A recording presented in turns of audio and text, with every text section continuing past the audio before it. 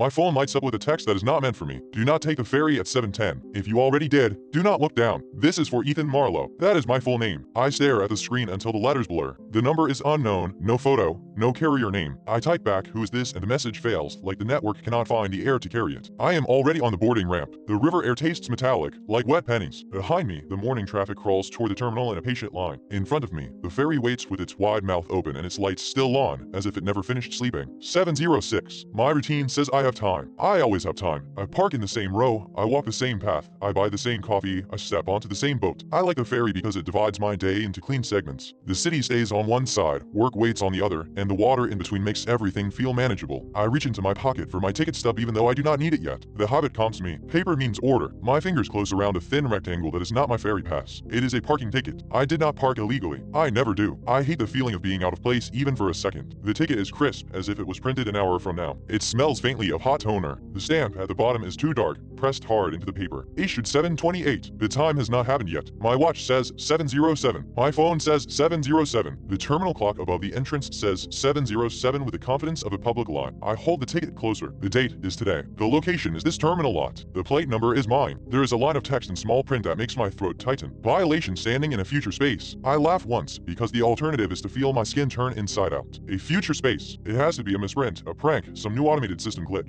But I do not let go of the ticket. My hand refuses. I step inside the ferry with the other commuters. The interior is warm and smells of damp wool and coffee lids. The overhead lights hum softly. The seats are the same blue vinyl. They have been for years, patched in the same places. The windows are fogged at the edges. Then I notice the passengers. Everyone wears the same expression. Not identical faces, not matching features, but the same set to the mouth, the same blankness around the eyes. A polite neutrality that has been stretched too far, like a smile pulled tight until it stops being human. And nobody looks down. They look forward, or out the windows, or up at the monitor that loops the safety message. But their chins never dip. Their eyes never drop to a phone. Their hands hold newspapers at chest level. Their coffee cups hover at the same height. A woman with a tote bag adjusts the strap without glancing at it. A man in a suit taps his pocket where his phone should be, then stops, staring straight ahead. The only movement is careful, practiced, like a group of people acting out normal life while following a rule they do not want to explain. My own gaze starts to fall on instinct toward the ticket in my hand. I catch myself and jerk my eyes forward. My heart beats harder, not from fear yet, but from the effort of obeying a rule I do not understand. I move toward a window seat near the middle. I sit with my back straight, ticket folded in my fist. I can feel the ink through the paper, gritty against my skin. Across the aisle, an older man sits with his hands folded on his knees. His expression is the same as everyone else, calm to the point of absence. He stares at the glass as if the river is a television show he has seen too many times. I want to ask him if he got a message too. I want to ask anyone, but the ferry is quiet in a way it never is. No one clears their throat. No one coughs. No one drags a bag across the floor. The absence of small sounds makes every breath feel loud. My phone buzzes again. I do not look down. I raise it to eye level like I am posing for a photo. The screen shows another message from the same unknown number. Ethan Marlowe. The time glitches on your routine. It will use what you always do to get you. A third message arrives before I can think. You already touched the ticket. My fingers tighten until the paper creases. The ferry horn sounds. The boat shudders and pulls away from the dock. The terminal slides back.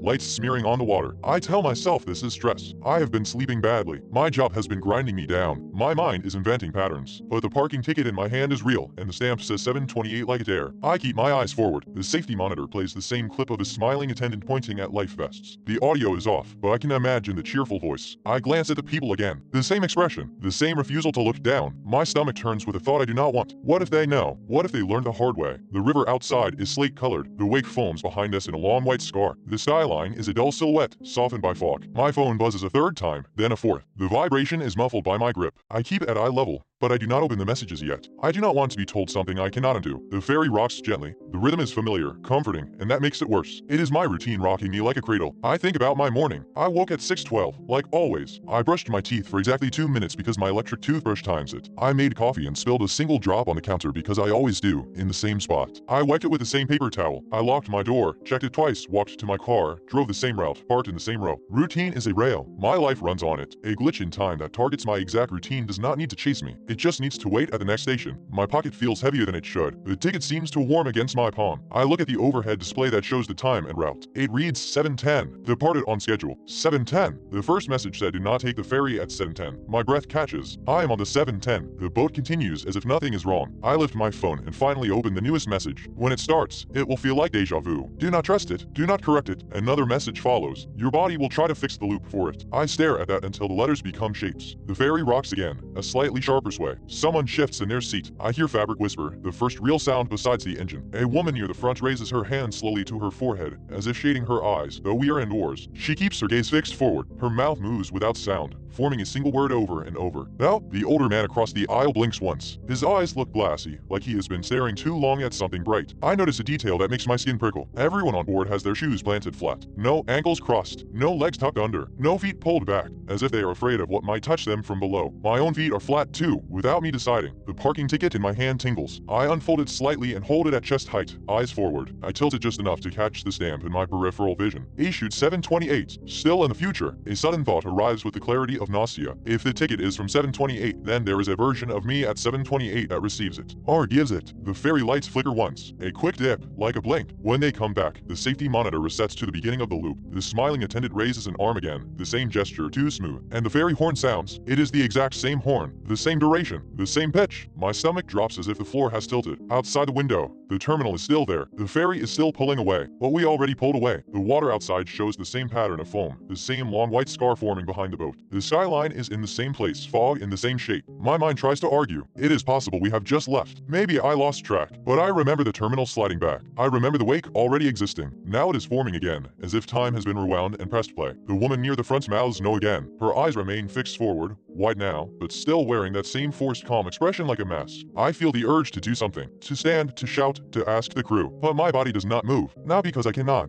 but because a different instinct has taken control. The instinct the message warned about. My routine instinct. What? Right. A rire. The ferry rocks. The engine hum is steady. The air smells the same. My phone buzzes again. I lift it to eye level. It is starting. Do not look down. I swallow. My eyes burn from keeping them level. It feels like holding a heavy weight with muscles I never used before. A small sound comes from beneath the seats. Not a scrape, not a thump. A soft, wet click, like a tongue against teeth. It repeats in a slow rhythm, moving along the aisle under the floor panels. No one reacts. No one looks down. The older man across the aisle exhales through his nose, and for the first time his expression shifts. Not into fear, into resignation. His lips part slightly. Without turning his head, he speaks in a voice so low I almost miss it. Do not help it. My throat tightens. I whisper back without moving my face much. What it? He does not answer. His eyes stay forward. The clicking stops directly beneath my seat. Something presses upward, gently, like a palm against the underside of the floor. The vinyl seat vibrates faintly through the frame. My feet tingle as if the air has become charged. I keep my eyes forward so hard that tears gather. My phone buzzes again. This time it is not text. It is a calendar alert. Parking violation reminder.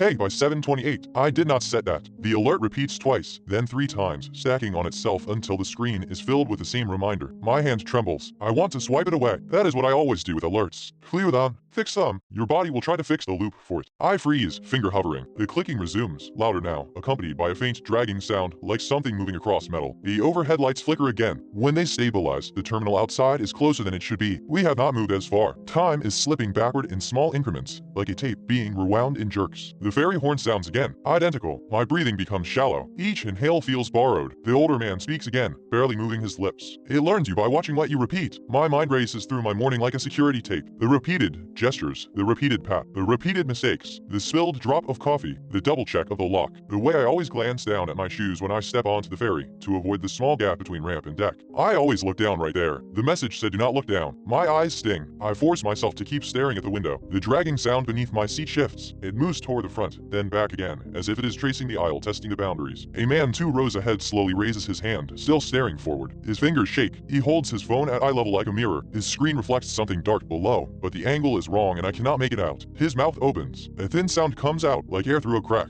It is under us. The ferry lights flicker hard, a longer blackout. In the darkness, the clicking becomes frantic, a rapid series that sounds like teeth chattering. When the lights return, the ferry is still at the dock. The ramp is still down. People are still boarding, but they are the same people. I see the woman with the tote bag step on, adjusting her strap without looking down. I see the suited man tap his pocket and stare ahead. I see myself in the reflection of the window, sitting rigidly, eyes forward, ticket in hand. The loop has snapped fully back. My phone buzzes with a new message. Last chance. If you do what you always do, it will meet you at the gap. My mouth goes dry. The depth, the small space between the ramp and the ferry deck. The place where I always glance down, where my body always corrects its step. The loop is not just repeating time. It is guiding me to the moment I am easiest to predict. I watch, eyes forward, as boarding continues in a sickening deja vu. I know what comes next. I know the smell of coffee lids. I know the hum of the lights. I know the horn. And I know that in a few seconds, the version of me that has not sat down yet will step onto the deck. I clutch the parking ticket. The stamped time 7:28 feels like a countdown. Issued in the future. Hey, by the future. Standing in a future space. A future version of me is about to commit a violation I have not committed yet. The clicking starts again, directly under the ramp this time, faint but eager. I keep my eyes locked on the far wall of the ferry, refusing to look down, refusing to look at the boarding line. But I can hear footsteps. One set is heavier than the others. Familiar. My own. The steps approach the ramp. The steps pause at the gap. I can feel my body, my muscles preparing for the automatic glance downward, the tiny correction of my foot. My routine rises in me like a reflex I cannot drown. My phone buzzes one more time, screen bright at eye level. Ethan Marlowe. Whatever you do not step where you already stepped. The footsteps shift. A shoe scrapes at the edge of the ramp, and my neck begins to bend on its own, pulled by habit. Pulled by something beneath the deck that has learned my exact routine. I fight it, eyes burning, jaw clenched, as the future stamped on the ticket warms against my palm. The gap waits. The clicking stops. Something below holds perfectly still, like it is smiling, and I feel my gaze dropping anyway.